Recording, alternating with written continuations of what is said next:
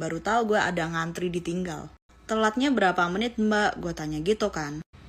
Dia jawab, kurang tahu sih bu, tapi kemungkinan setelah maghrib. Makanya kalau masuk dokter jangan pada nyogok. Masuk Unila ke dokteran nyogok. Jadi dokter nggak pinter.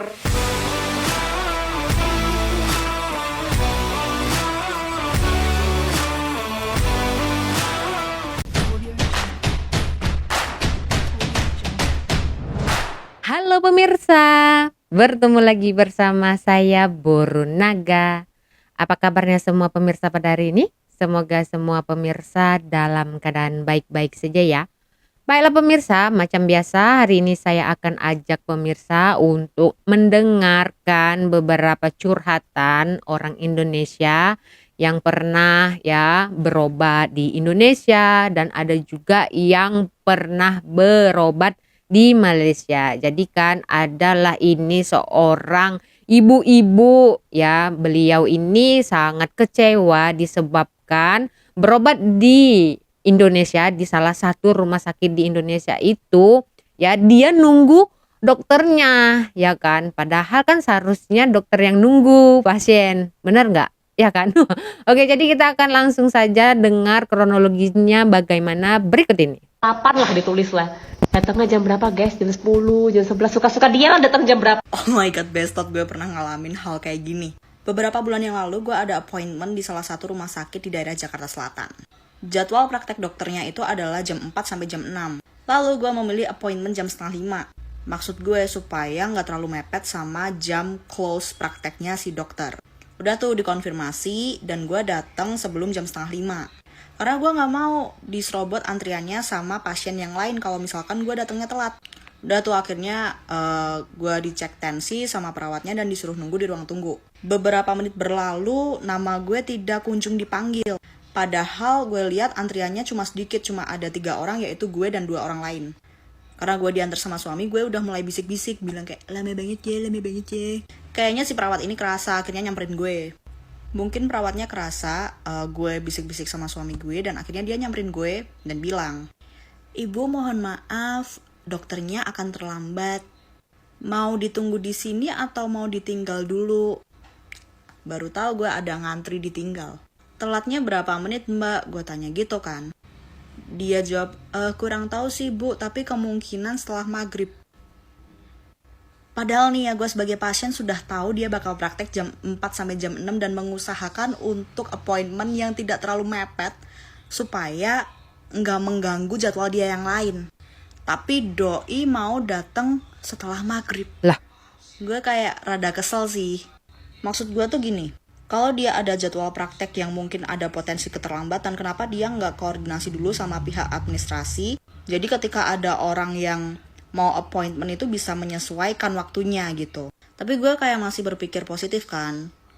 Oh mungkin dia ada operasi dadakan atau gimana. Namanya juga dokter kan. Terus ya udah akhirnya gue nunggu tuh sama suami gue sambil main Mobile Legend. Akhirnya dokternya datang sekitaran jam setengah 6 lebih. Ternyata gue antrian pertama yang dia periksa. Ya udah gue masuk ke ruangan periksa dan dia sama sekali nggak ada basa-basi minta maaf karena terlambat or something. Akhirnya gue iseng nyeletuk gitu kan. Abis ada ngurusin operasi ya dok? Dia jawab, enggak ibu, kebetulan tadi saya masih ada urusan di rumah. Di rumah. Terus dia tanya lagi nih, ibu nunggunya udah lama ya, dari jam berapa tadi kesini? Dalam hati gue basi loh. Iya tadi saya appointment jam setengah 5, tapi sebelum jam setengah 5 saya udah sampai. Jadi ya lumayan lama sih nunggunya. Terus dokternya bilang, ibu mohon maaf ya. Kesel gak sih? Ini misalkan dia terlambat karena ada operasi atau apa gitu kan. Gue masih gak masalah. Mengerti gue. Tapi dia bilang ada urusan di rumah. It's not professional and it's not ethical. jadi yang saya pahami di sini dokternya terlambat dikarenakan ada urusan di rumah yang belum selesai. Waduh, jadi pasiennya disuruh nunggu, ya kan? Jadi saya cerita ya, waktu itu saya nganterin sahabat saya ya, kawan saya, kebetulan suaminya itu outstation, so dia tuh tak ada lesson untuk drive lah. Jadi dia minta tolong saya untuk antar ke klinik ya, bukan hospital ya. So klinik di sini ada 24 jam, betul tak? Jadi ya ini pukul 7 malam ya, 7 PM. Jadi itu ramai banget pemirsa di klinik itu ya, ramai. Jadi dia itu datangnya belakangan ya kan. Jadi harus antri, betul tidak? Udah namanya udah dapat nomor, jadi antri, begitu dia udah nggak tahan ini sakitnya pemirsa ya, nggak tahan. Ini sakit gastrik. Gastrik itu yang asam lambung itu yang udah teruk banget kan. Jadi campur bahasa saya. Tak apalah ya, harap-harap pemirsa paham lah ya. Jadi ya karena dia tak tahan, dia cakap lah dengan nurse-nya di situ atau staff kliniknya ya. Dia cakap lah, nurse boleh tak saya diperiksa dulu, saya udah tak tahan. Muka dia udah pucat sangat lah pemirsa. Sebab saya nak bawa dia ke hospital, saya kalau drive malam jauh-jauh tuh saya agak tak nampak pemirsa ya, rabun sombong kalau mata saya ini kalau malam-malam gitu. Jadi kalau drive terlalu lama ya kan, malam-malam tuh saya tak berani. So saya bawa aja ke klinik berdekatan dengan rumah kami lah ya kan. Jadi nurse-nya tuh tengok dia muka dia udah pucat macam tuh. So dia dulukan pasien atau kawan saya itulah. Tapi nurse itu minta maaf lah dengan pasien yang lama-lama yang awal-awal tadi datang tuh, dia bagi penerangan lah agar pasien yang lain itu tahu ya kan. So nasib baik juga ya, pasien yang lagi nunggu tuh juga dia orang paham, dia orang oke, tak apa, boleh lah macam itu. Nampak tak di sini ya kan, kalau memang sakit sangat, boleh kita minta tolong dengan dokter atau nurse untuk diperiksa duluan begitu. Walaupun memang belakangan kita punya nomor ya, dan juga kebiasaan orang Malaysia ini memahami ya. Maksudnya toleransi begitu, bukan di jalan raya saja, bukan di kehidupan biasa, bahkan di tempat-tempat seperti hospital ya, klinik macam itu, mereka tetap memakai adab untuk toleransi begitu. Mereka mendulukan orang yang betul-betul memerlukan pertolongan lah gitu, yang teruk sangat, memang pucat sangat kawan saya pemirsa.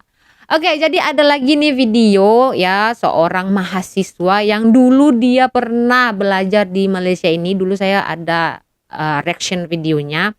Beliau ini ternyata pernah berobat ke Malaysia. Dia pasang kawat gigi di Malaysia ini disebabkan di Indonesia agak susah katanya. Tapi yang peliknya bagi saya, ucapan dan perkataannya di dalam video ini mengungkapkan bahwa dokter di Malaysia ini sebenarnya ada yang belajar di Indonesia begitu. Jadi kita nonton saja lah videonya berikut ini. Si Joko kan kemarin-kemarin nge-tweet nih di Twitter. Dia bilang hampir 2 juta orang Indonesia masih memilih berobat ke luar negeri setiap tahun.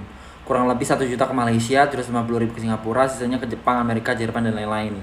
Gara-gara ini kita kehilangan devisa 165 triliun karena modal keluar. Kena disclaimer, ini bukan cupang ya. Ini digaruk, kena lo. Ini gue cerita dari kacamata pribadi gue ya. Karena gue sendiri pasang braces ini di Malaysia. At that time gue pasang braces di Malaysia karena ya gue lagi kuliah di Malaysia gitu. Jadi gue masangnya di Malaysia aja lah. Tapi kan behel gue waktu itu belum selesai. Sampai sekarang juga belum selesai kan. Gue balik Indo nih. Pas gue balik Indo, gue udah dirujuk sebenarnya sama dokter yang ada di Malaysia. Dengan alasan karena dokter gue yang di Malaysia tuh bukan ahli ortodonti dan itu bukan surat ortodonti. Jadinya gak bisa nerima say gitu. Dan mereka harus ngecek ulang lagi. Intinya kayak di persyaratan administrasi aja susah banget lolos. Karena menurut gue ribet. Dan gak segera ditanganin. Ya udah, akhirnya gue balik lagi ke Malaysia, bolak-balik mulu gue. Nanti bulan Mei juga gue bakalan lepas. Ketimbang gue harus bayar, ngulang lagi. Gue ngeliat biayanya mahal banget pak, ngulang dari awal gitu kan pas transfer. Emang ya namanya aja dokter untuk estetika pasti mahal lah ya. Tapi selain daripada itu, gue pernah ngonten di first account gue sebelumnya kan. Kalau gue tuh pasang behel di Malaysia gini-gini, padahal dokternya kuliah dulu di Indonesia. Tapi ternyata di komentar itu banyak banget orang-orang Indonesia ternyata yang berobat kayak jantung, kanker, dan lain-lain itu di rumah sakit, terutama yang ada di Penang. Karena apa? Ya karena di Malaysia lebih canggih katanya gitu, lebih murah katanya.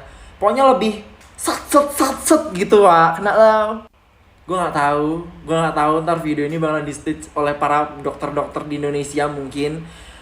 Tapi ya katanya ingin membantu masyarakat di Indonesia kan ya.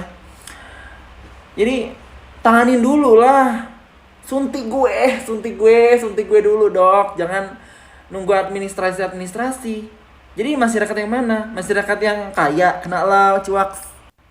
Gue tahu orang-orang yang berobat ke luar negeri itu ya orang-orang yang duitnya mampu gitu. Tapi karena hal itu, jadi kayak ada trust issue sehingga mereka milih untuk berobat kan gara tanam-tanam ubi tuh, kena loh. Makanya kalau masuk dokter jangan pada nyogok. Masuk Unila ke dokteran nyogok. Jadi dokter nggak pinter. Kena lah. Ya tapi kan yang pinter-pinter masih banyak ya kan. Nggak semuanya yang jadi dokter tuh kayak gitu kan. Kan juga masuk dokter kan ada asesmennya juga nggak sih gitu kan. Nggak ada sokok-sokokan lagi kan kak kalau udah ke situ. Kena lah. Ya semoga dengan adanya peresmian Mayapada Hospital ini kok gue jadi branding Mayapada nih. Ya semoga benar-benar menjadi hospital yang membantu masyarakat di Indonesia lah. Walaupun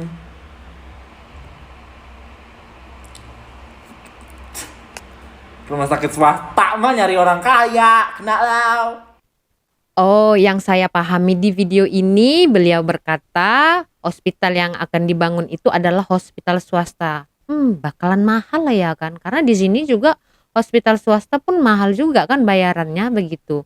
Tapi yang saya nak tegur lah dari admin yang buat video nih, tolonglah hormat sikit ya, sebutlah Pak Presiden Republik Indonesia Joko Widodo.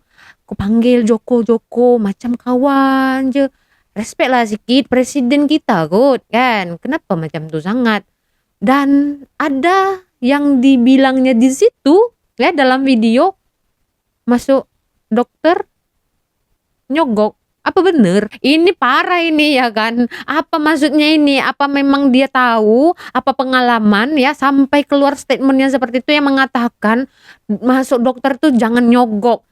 Jadinya kalau jadi dokter tuh nggak pinter gitu. Ya respect lah sedikit, nggak semua kan. Itu kan dari dulu saya bilang kan, bukan masalah dokternya, tapi sistemnya yang harus diperbaiki begitu ya kan. Saya yakin di Indonesia sana masih ramai dokter-dokter yang berpotensi bagus yang tidak kalah dengan luar negeri. Tapi ya menurut apa yang saya selalu baca ya, alat kita agak kurang dan juga dokter-dokter spesialis kita kurang itu ya. Sabar akan ada masanya untuk kita maju. Jadi kita ini harusnya menyokong pemerintah dengan cara mengkritik orang itu tetapi beretitude lah ya. Presiden itu ya bukan kawanmu. Oke, paham? Jadi saya mau tanya nih dengan pemirsa di Malaysia, apa betul ada ya dokter Malaysia yang sekolah di Indonesia? Kalau ada, boleh jawab di kolom komentar. Kita berjumpa lagi di video selanjutnya. Saya Boru Naga. Terima kasih. Bye-bye.